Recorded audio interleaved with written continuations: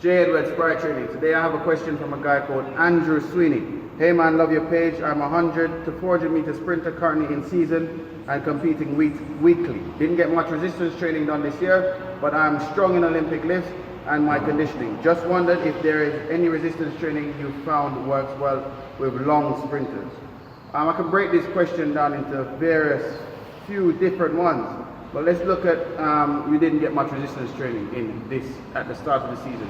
I'm taking it you mean much strength training, closer to your 1 RMs. If that's the case, what you can do for the remainder of the competitive season is lift heavy on days that are far from competition. So for example, if you were competing on a Sunday and you compete every Sunday or every Saturday, you would then lift heavy on a Monday, giving your central nervous system enough time to recover to carry out power training at speed. It's very important because I've had athletes who I've worked with before that train this year and then say next year they don't need any strength training because they're already strong. That's complete nonsense. If you're not eliciting enough force into the ground, you will not run faster. And if you're increasing muscle tissue for whatever reason, your acceleration and the force generation is going to go down. So the best thing you can do in a gym all year round is to keep weight the same or lower whilst producing more force. And you have to lift more weights to do that. Closer to your 1 RM. So 90%, 95%, 100% 1 RM is what's required for you to get stronger. So you can train in and around your competition. That will be super important. Also, remember the force velocity curve is speed, strength, power, strength, speed, and absolute strength. All of those are required, not just one.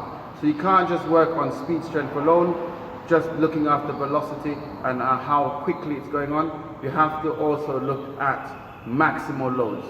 Very important, you cannot remove those from programming. So the Olympic lifts can also move at submaximal too, but nearer in the upper echelon, closer to strength, speed. Also, you asked, what do I find works well for long sprinters? I'm guessing long sprinters, you're talking about 400 meter sprints.